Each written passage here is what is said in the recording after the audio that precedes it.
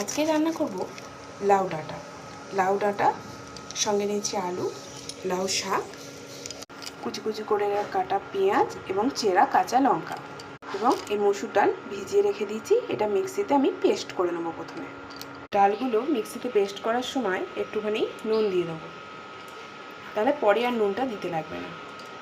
আমার মসুর ডালটা পেস্ট করা হয়ে গেছে।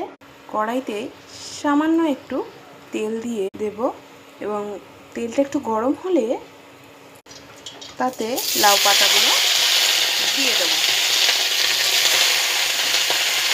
সামান্য একটু নুন দিয়ে দেবো, এক দুবার নেড়ে নিয়ে এবার ঢাকা দিয়ে 2 মিনিট। লাউ পাতার জলটা এরকম ক্রমশ কমে লাউ পাতাটা অল্প হয়ে গেলে এবার এটাকে নামিয়ে লাউ পাতাটা নামিয়ে নিয়ে আবারও কড়াই গরম করে তাতে একটু তেল দেব। বেটে রাখা মসুর ডালটা দিয়ে ছোট্ট ছোট্ট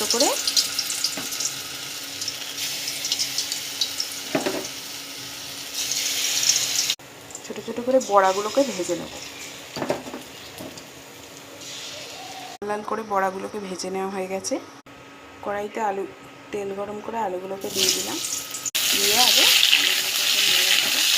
হালকা ভাজা ভাজা হয়ে গেলে তারপরে ডাঁটাগুলো দিয়ে দেবো। লাউ ডাঁটা দিয়ে নিয়ে তার মধ্যে দেবো সামান্য নুন,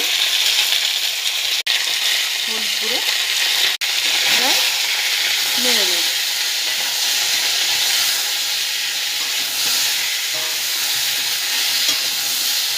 এবার ডাঁটা সম্পূর্ণ ভাজা ভাজা হয়ে গেছে। আলু এবং ডাঁটাগুলোকে একটা পাত্রে নামিয়ে নিয়েছি। আবারও কড়াইতে তেল গরম হয়ে গেলে পেঁয়াজ এবং কাঁচা লঙ্কা চেরা সেগুলো দিয়ে দিচ্ছি। অনেকে আলুর সাথেও মশলাটা দিয়ে পেঁয়াজ দিয়ে কষিয়ে নেয়, কিন্তু আমার মনে হয় এইভাবে করলে আরও বেশি টেস্টফুল হবে রান্নাটা। পেঁয়াজগুলো একটু ভাজা ভাজা হয়ে এবার আমি দিয়ে দেবো তরকারিতে বেশ খানিকটা আদাটা দিয়ে একটু নেড়ে নেব। আদাটা একটু নেড়ে নিয়ে দেবো সঙ্গে একটু জিরা পাউডার, তাতে দেবো একটু হলুদ গুঁড়ো, তার সাথে দেবো একটু লঙ্কা বাটা, একটু জল অ্যাড করলাম।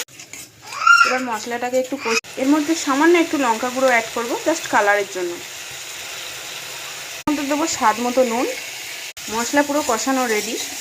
একটু জল দেবো। জলগুলো যেই ফুটবে এবার ভেজে রাখা আলু আর ডাঁটা দিয়ে দেবো। এবার এইগুলোকে দিয়ে ভালো করে কষিয়ে নেব। এবার আমি দিয়ে দেবো জল। তরকারি হাফ হয়ে এলে শাকগুলো দিয়ে দেবো, দিয়ে নিয়ে এবার ঢেকে দেবো। নামিয়ে নিয়ে তেল গরম করে এটা একটু ফোড়ন দিয়ে পাঁচফোড়ন তরকারিটা দিয়ে দিলাম। ভেজে রাখা বড়াগুলো অ্যাড করলে দিলাম বেশ খানিকটা চিনি। ডালের বড়া দিয়ে লাউ ডাঁটার